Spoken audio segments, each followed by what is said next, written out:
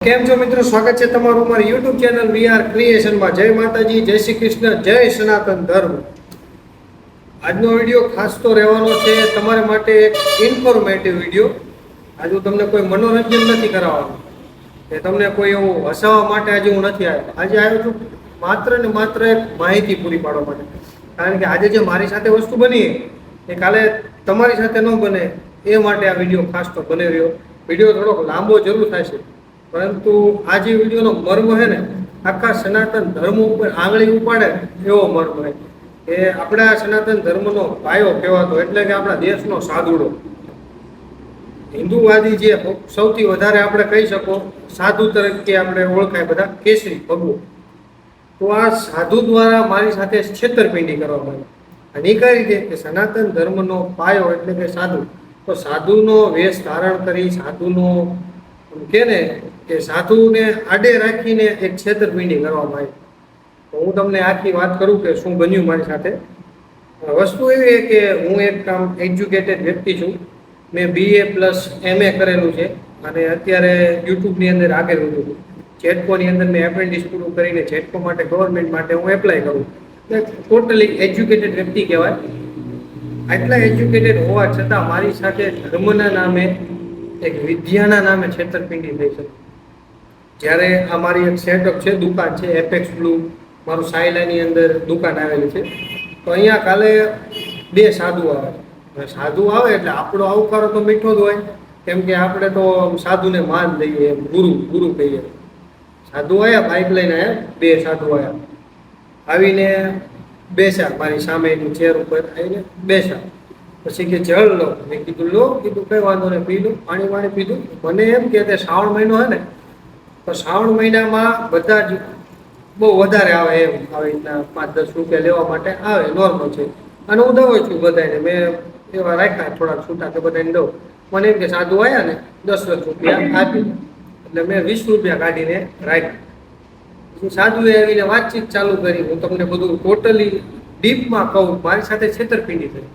કાલે તમારી સાથે આ વસ્તુ ન બને એટલે તો વિડીયો હું બનાવું, તો મારી ઓછી થાય છે કે આટલો ભણેલો વ્યક્તિ જો આવી રીતના વાતોમાં આવી જતો હોય તો બહુ શર્મજનક વસ્તુ કે આ શર્મજનક વસ્તુ છે। મને શરમ નથી, મારે બધા પબ્લિક સુધી પહોંચાડવું એ મારી નૈતિક ફરજ છે વીઆર ક્રિએશન યુટ્યુબ ચેનલના માધ્યમથી।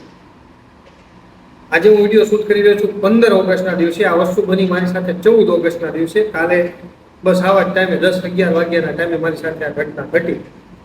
હવે એ લોકો મારી સાથે વાતો કરવાનું ચાલુ કર્યું।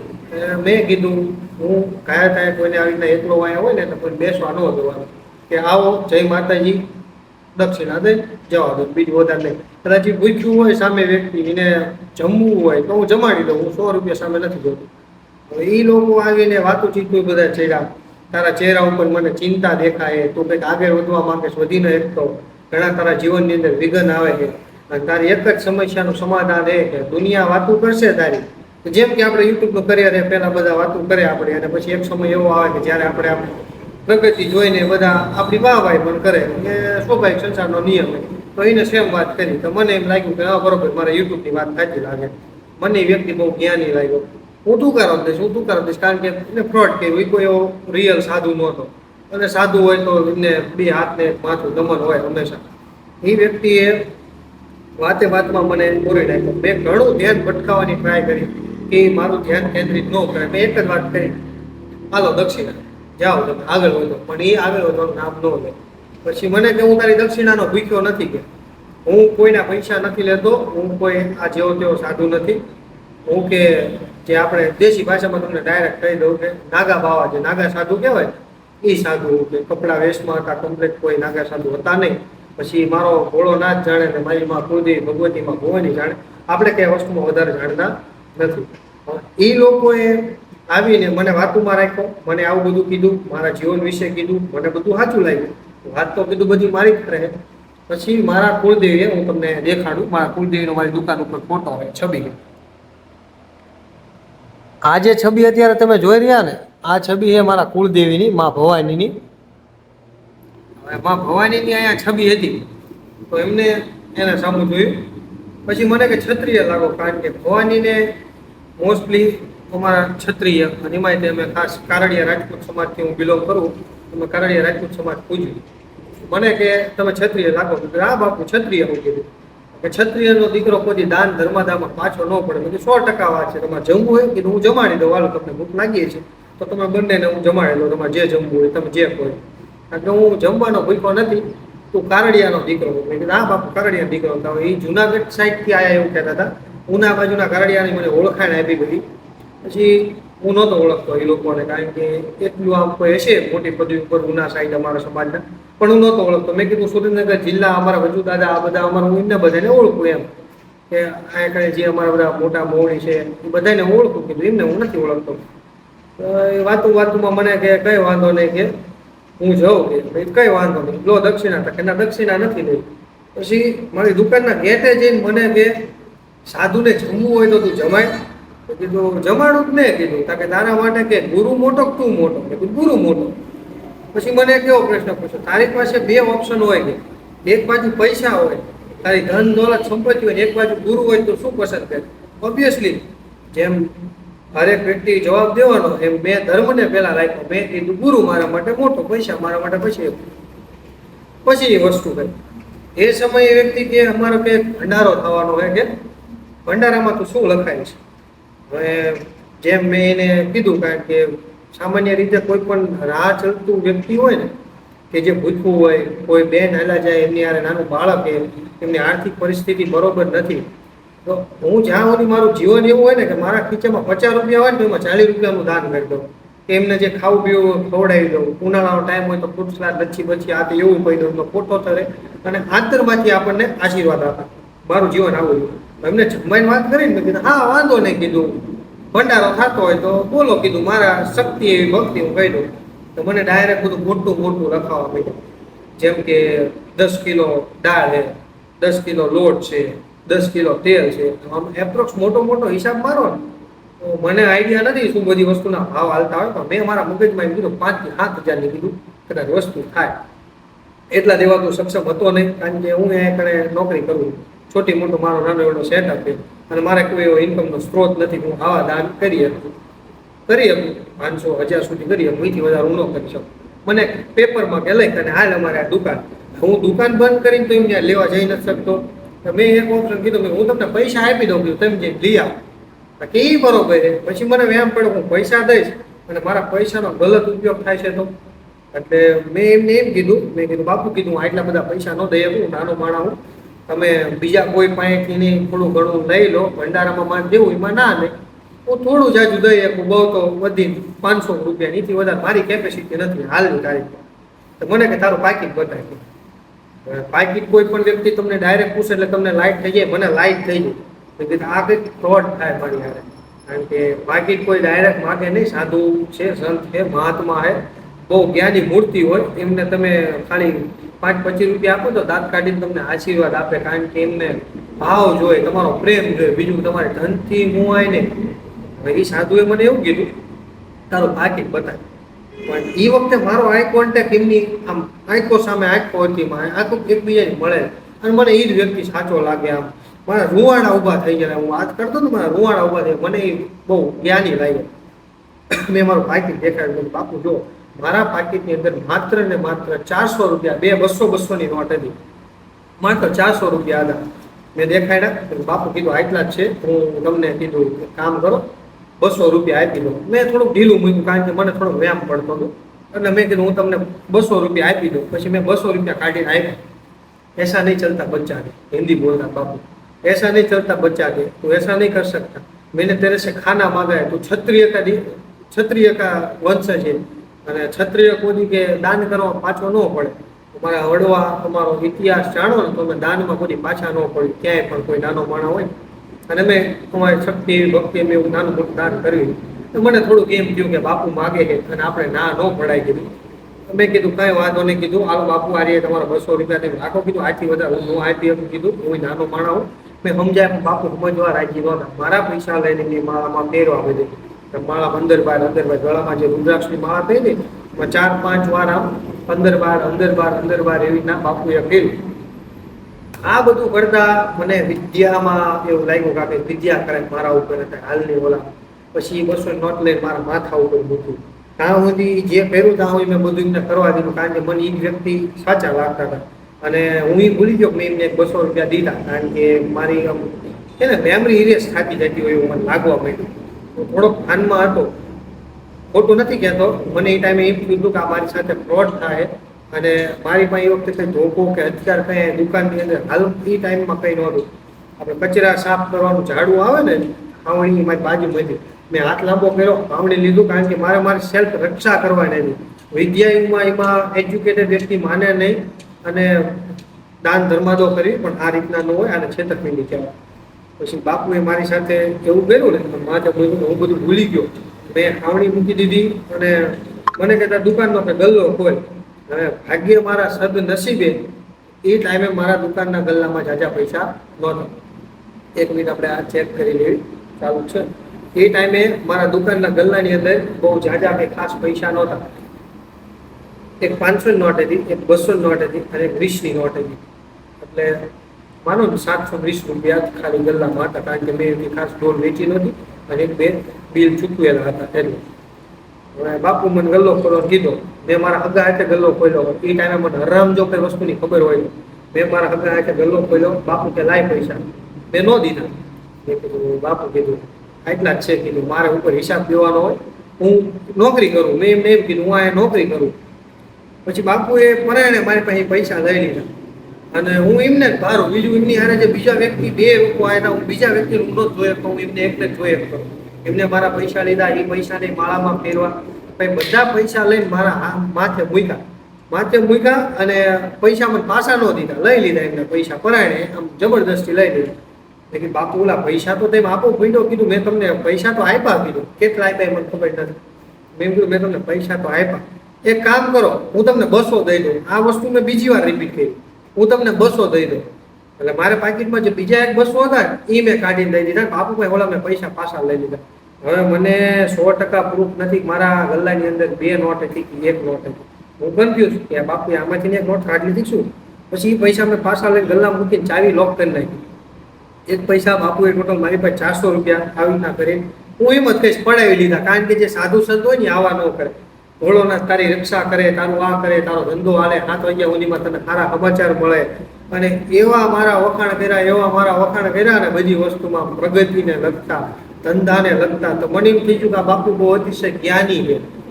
ત્યાં સુધી મને મગજમાં લાઈટ નથી કે મેં આમને આમ કરતા 400 રૂપિયા દઈ દીધા.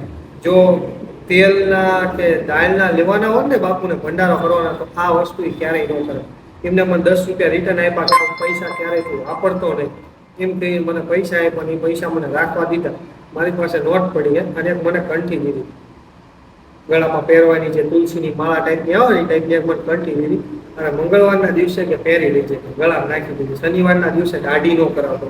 આવું બધું કીધું તો મને એ વ્યક્તિ બહુ અતિશય જ્ઞાની લાગ્યા. ત્યાં સુધી મને ખબર મેં એમને કેટલા પૈસા દઈ દીધા. સદનસીબે મારા દુકાનના ગલ્લામાં પૈસા ઓછા હતા. આની જ જગ્યાએ 50,000 લાખ રૂપિયા મારા ગલ્લામાં હોતો. મને તો ભાન જ નથી મારી જોડે શું થાય. એ લઈને વયા જાય તો મને ખબર નથી. મેં પૈસા પાછા લઈ લીધા, બાકી બાપુને પૈસા પાછા નહોતા દેવાના. ઓલા હાથમાં મુઠ્ઠીમાં લઈ લીધા, અને હાથ લઈ લીધો તો મને થોડોક તોર લાગ્યું કે મારી સાથે ગલત થાય, અને મેં પૈસા પાછા ખેંચી લીધા અને લઈ લીધા. 400 રૂપિયા મેં દઈ દીધા, મને અંદાજ નથી. પછી બાપુ કે હું જઉં, હા કીધું કઈ વાંધો નહીં. મને કે તે પૈસા દીધા તું રાજી હું ને? હા હા બાપુ રાજી. હું એમના શબ્દ વેણ વાળો. રાજી એમને મને એમ કીધું ને કે હાલ મારે હારે કોઈ યારે હાલતો થઈ જાય. કારણ કે એટલા મને જ્ઞાની લાગ્યા આમ કે ને મારી પર વિદ્યા એક કરી નાખી કે હું એમને જ ભાળું. એ જે કે હું કરવા રાજી હતો. ત્યાં સુધી હું આમ કે ને મને સોશિયલ મીડિયાનો ભરપૂર ઉપયોગ કરવાવાળો વ્યક્તિ, આટલું એજ્યુકેટેડ વ્યક્તિ, એ આયા મને લાગ્યું કે હું વિડીયો ઉતારું. પછી એમને આવીને એમ કીધું હું દક્ષિણા લેવાવાળો બાવો નથી. મને એમ કીધું હું દક્ષિણા લેવાવાળો બાવો નથી, બરોબર. હું કોઈ પૈસા લેવાના આવ્યો, હું આવું બેસું સત્સંગ કરીને વયો જાઉં. અને મને એમ લાગે કોઈ સત્સંગ કરે એનો વાંધો નહીં. અને મેં વિડીયો ન ઉતાર્યો. એ ટાઈમે જો મેં વિડીયો ચાલુ કરી નાખ્યો ને તો બધી મોમેન્ટ રેકોર્ડ થઈ જાય, તો હું તમને રેકોર્ડેડ પ્રૂફ આપી શકું. આ વસ્તુ મારી સાથે બની. બાપુ ગયા, હાલતા થઈ ગયા, બાઇક લઈને બાપુ આવ્યા હતા. નંબર મારે નથી જોવાનો, મારી ભૂલ છે, હું સ્વીકારું છું. બાપુ હાલતા થઈ ગયા. બાપુ અહીંથી 300-400 મીટર દૂર ગયા છે ને, ત્યાં મને લાઈટ ટેક મારી સાથે બધું ખોટું થયું. ટોટલી મારી સાથે 400 રૂપિયાનો સ્કેમ થઈ ગયો. મેં મારી ઈચ્છા વગર આવી રીતના પૈસા દઈ દીધા. પછી હું બાપુને ગોતવા નીકળ્યો. હું અહીંયા નીકળો, રોડ ઉપર ગયો, બાપુ મને ક્યાંય દેખાણા નહીં. અહીં અમારી બાજુમાં એક બીજી ભડિયાને લાઈને લગતી ઓફિસે કીધું મારી સાથે જેવું કર્યું ત્યાં જાય ને તો હું કીધું બધાને કહી દો કે આવું ફ્રોડ થાય, ધ્યાન રાખજો અને નક્કી કરો શું હોય, પછી પૈસા આપો. ભાઈ બાપુ વહી ગયા, બાપુ તો હાલતા થઈ ગયા. ત્યાં બાપુ ગયા, જે સંત મહાત્મા કોઈ હતા એ અહીંયા ગયા નહીં, હાલતા થઈ ગયા. મને ક્યાંય મળ્યા નહીં. પછી મને એમ થયું કે કદાચ 1% જો વસ્તુ સાચી હશે ને તો મારા પૈસાનો દુરુપયોગ નહીં થાય. ક્યાંય કદાચ સાચે જ ભંડારો હશે તો આ તો મારી માન્યતા હે. પણ ટાઈમ જતો ગયો, 1 કલાક કે 2 કલાક થઈ, મારા ઉપરથી આ જે શ્રદ્ધા એમને કરીને આમ કે હું એમને હારું, એમને મોહી ગયો, એ બધું ઉતરી ગયું મારા પાસે. મને એક જ વસ્તુનું ઓલું થઈ ગયું કે મારી સાથે સ્કેમ થઈ ગયું. ઈચ્છા વગર મેં પૈસા આપ્યા, ઈચ્છા વગર મેં દુકાનનો ગલ્લો ખોલ્યો. આ બધી વસ્તુ યોગ્ય નથી. તો તમે સમજતા હોય ને તો આ બધી વસ્તુ યોગ્ય નથી. એમને મને આપી હતી માળા, કંઠી, એ બધું મારી પાસે પડ્યું હતું. એ બધું મેં પાણીમાં પધરાવી દીધું. કારણ કે આ વસ્તુ હું મારી ભગવતીને માનું, હું બજરંગબલીને માનું, હું સનાતન ધર્મને માનું, હું બધા દેવી દેવતાઓમાં માનું, પણ હું અંધશ્રદ્ધામાં નથી માનતો. બરોબર? માતાજી ભુવા ધૂણે હું પગે લાગુ, નમન કરું. શક્તિ એ છે ને એ આપણા કળયુગની અંદર જો આપણને તારણહાર કહી શકો કે તમે જેને માનો તો તમારા ગુરુ, તમારી કુળદેવી, અને મેન તો તમારા મમ્મી પપ્પા. તમે આને માનો, તમે બીજી કઈ વસ્તુમાં ન માનો. મેં મારા જીવનની અંદર નિયમ કર્યો હોય. આ વસ્તુ જો મારી સાથે ન થઈ હોત ને તો હરેક વ્યક્તિ મારી અહીંયાથી આંગળેથી કોઈ ખાલી નથી ગયો. 5-25 રૂપિયા મેં બધાને દીધા હોય, ભૂખાને મેં ભોજન કરાવ્યું હોય. મારો નિયમ રહેશે, ગરીબ વ્યક્તિ હશે કોઈ એવો, મારેથી થઈ શકે તો હું એને જમાડીશ. ઇતિ વિશે શું કોઈ એની મદદ નહીં કરું, હું જમાડીશ. નાનું મોટું કૂતરા હે આપણે જે શ્વાન કૂતરું હોય એને હું ભોજન ખવડાવીશ કે જે મને પુણ્ય મળવાનું હોય. હવે આવા કોઈ સાધુ છે, જો આમાં કેવું થાય કે આપણે ગલતનો સાથ દેવી ને, કે આ વસ્તુનો મેં સાથ દીધો, મારી સાથે ખોટું થઈ ગયું. આમાં ક્યારેક સાચે જ જે સાધુ સંત છે, જે મહાત્મા છે કે જે દક્ષિણા ઉપર હતા, મહાત્મા હંમેશા દક્ષિણા લે, એમ કે લે સંતો પાસેથી, ભક્તો પાસેથી લે, એમાં એમનું ગુજરાન ચલાવે. એ બધું તો વસ્તુ વ્યાજબી છે. તો જે સાચે છે ને આમાં વંચિત રહી જાય.